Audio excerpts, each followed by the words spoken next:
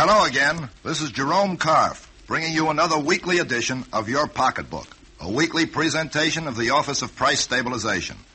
As most of you already know, Your Pocketbook is designed to bring you up to date on the national fight against inflation. Here in the studio with me tonight is James G. Lyons, OPS Regional Director for New York and New Jersey. Well, Jerry, the story grows every week. The country's fight against inflation is gaining every day. The big story last week was prices and the so-called beef shortage. Right you are, Jim.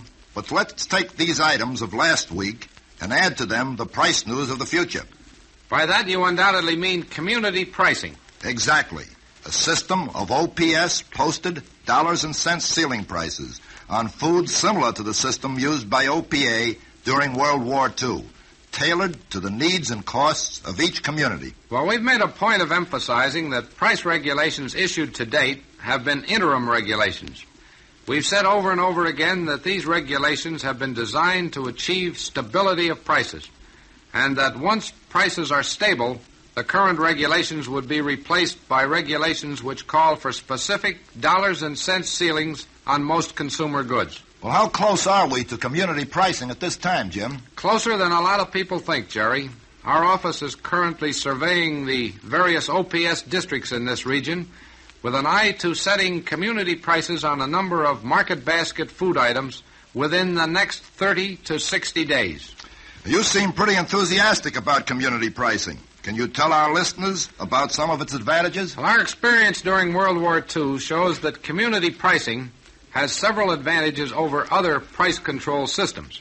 In the first place, they help the consumer by ensuring that he can always clearly see the ceiling price on the item he buys and cannot be overcharged without knowing that he is being overcharged. And in the second place, community pricing is an aid to enforcement, since both the consumer and the OPS enforcement agents can tell at a glance if the retailer is observing the law.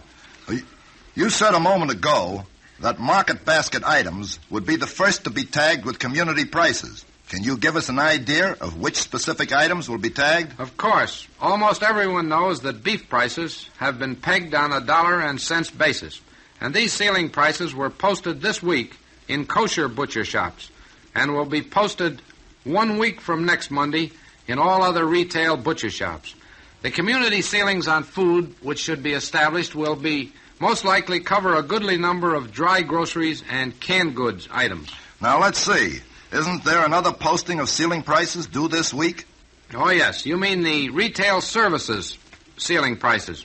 By June the 15th, retail services of barbers, laundries, cleaners, electricians, plumbers, cobblers, and a host of other services will have to post dollars and cents ceiling prices.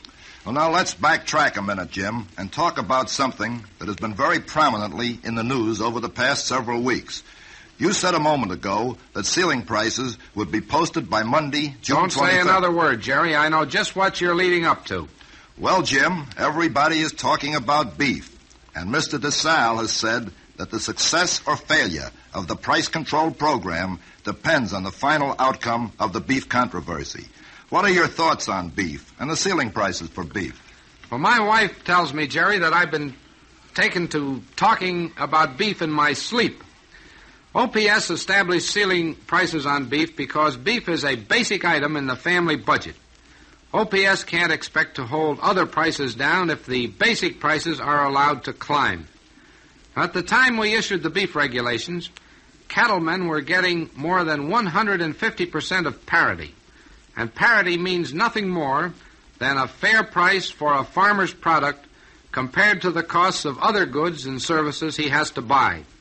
The OPS beef regulations call for an eventual rollback of beef prices at the consumer level of 10 cents per pound. To roll back consumer prices, we had to roll back the cattlemen's prices to the slaughterers. But even with this rollback, cattlemen will still be getting about 130% of parity for their cattle. And that still means they will be getting 30% more than the Department of Agriculture established as a fair price. Well, Jim, do you think these beef orders will stand? I certainly do. OPS is a governmental agency that has been established for the good of the entire nation and not for the benefit of a selfish minority. Beef ceiling prices at retail will be posted a week from Monday.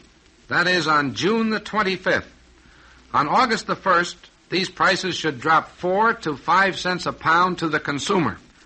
And on October the 1st, they should drop another 4 to 5 cents a pound at the retail counter.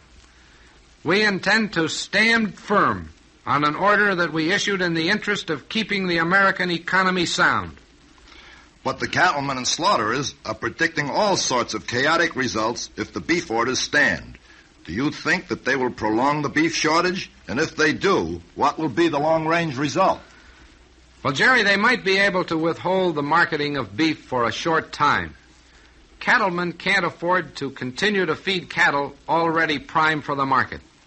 According to late reports, cattle growers are already being forced to move their fat cattle to market. But any selfish cattleman may very well kill demand for the value of his golden calves. American housewives are a very ingenious group. If they can't have steak, they'll find substitutes for steak, such as fish and fowl, and the substitutes might make the first team. The New York Herald Tribune made a point in an editorial one day last week when they said that there wasn't much difference between no beef at all and beef that is allowed to be priced so high that no one can buy it. I trust the integrity of the American homemaker to stand solidly behind us in this crisis. Jim, I agree wholeheartedly with what you say. And to reinforce what you say, I'd like to take a minute to quote a statement which Mr. DeSalle made before Congress last week. Mr. DeSalle said, and I quote, "We would like to make it perfectly clear that the alternative to price control is soaring beef prices. Increased production will not keep prices down. This can be demonstrated factually and with official figures. First, from June 1950 to April 1951, there was a substantial increase in cattle production. Prices of beef cattle during that period rose 25%. Production did not keep prices down. Second, in January 1951, the OPS placed controls on the price of meat at wholesale and retail, but not on live cattle. Despite these wholesale and retail ceilings, prices of live cattle increased 12% between January and April 1951. High production did not keep prices down. Third, in 1946, when meat price controls of OPA were lifted, the price of beef increased about 50% in 1 month. The high production of that year did not keep prices down. Between January 1950 and March 1951, the prices of cattle rose more than 5 times as much as the wages of manufacturing workers, over 4 times as much as prices paid by farmers, over 5 times as much as the index of consumer prices, and over 3 times as much as the prices of other food items. Well, Jim, these were Mr. DeSalle's arguments for a stabilization of beef prices. Those figures are astounding. That's the background, Jerry. But let's bring it up to date on what's happening right now. I'm sure that your wife and mine and all the other homemakers are going to get some good answers in the current congressional investigation of the beef shortage and what's behind it. Well, I'll wager, Jim, that with all the excellent radio and TV coverage of such hearings, our family will be more than ready to cross-examine us when we get home. Right, Jerry. But at least we'll all know why we may be getting fish or fowl instead of beef on the table.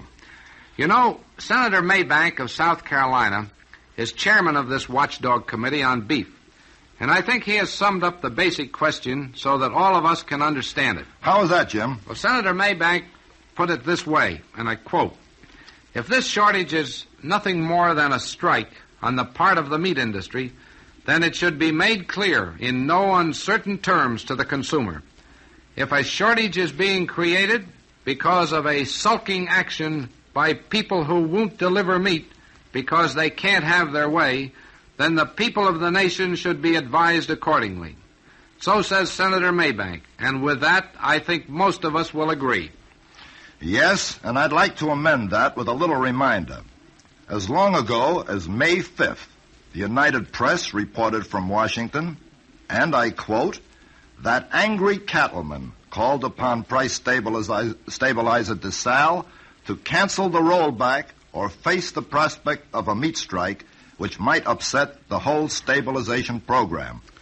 Well, as that happy warrior Al Smith used to say, let's look at the record.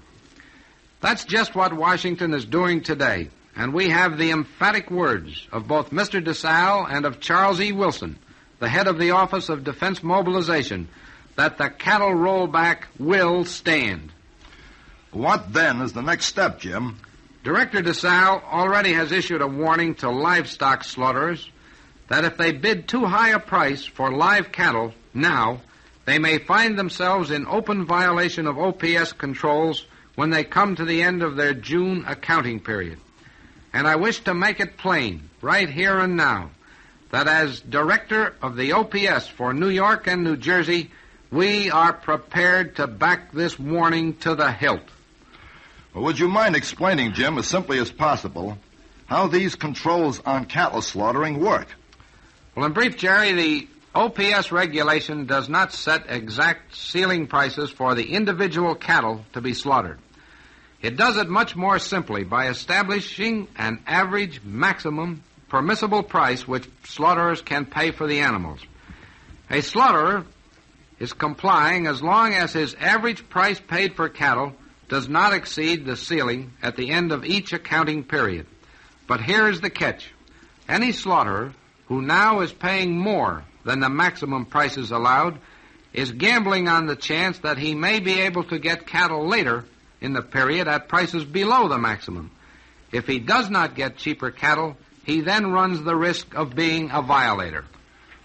Well, summing up the situation as it now stands, Jim, it seems to me that the cattle raiser, who for whatever reason has failed to bring the normal amount of cattle to the pens in Chicago, Kansas City, Des Moines, and other places, is creating an artificial scarcity. In effect, he is creating a scarcity in an attempt to sway the American people that price controls on beef are not a good thing. He's deliberately creating a shortage, and in so doing he may kill the goose that lays the golden egg, because I feel positive that the American housewife will not stand for this artificial shortage. Well, it seems to me that sooner or later, and perhaps within the next few weeks, the law of supply and demand will catch up with these greedy people. Very definitely. Well, I think that about winds up the program for this week, Jim, and brings us to the end of this particular edition of Your Pocketbook. Your Pocketbook, a weekly presentation of the Office of Price Stabilization.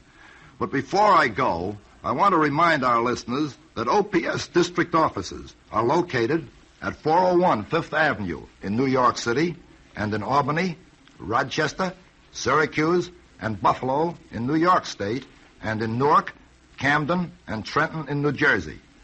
All of these offices are staffed with friendly people whose job it is to help anyone seeking more information about the Office of Price Stabilization, about the regulations, compliance, and enforcement. Our guest this week on Your Pocketbook was James G. Lyons, Regional Director of the Office of Price Stabilization. And this is Jerome Koff, Regional Information Director for OPS. Your Pocketbook, produced by Bill Seilig, is a weekly presentation of the station to which you are listening.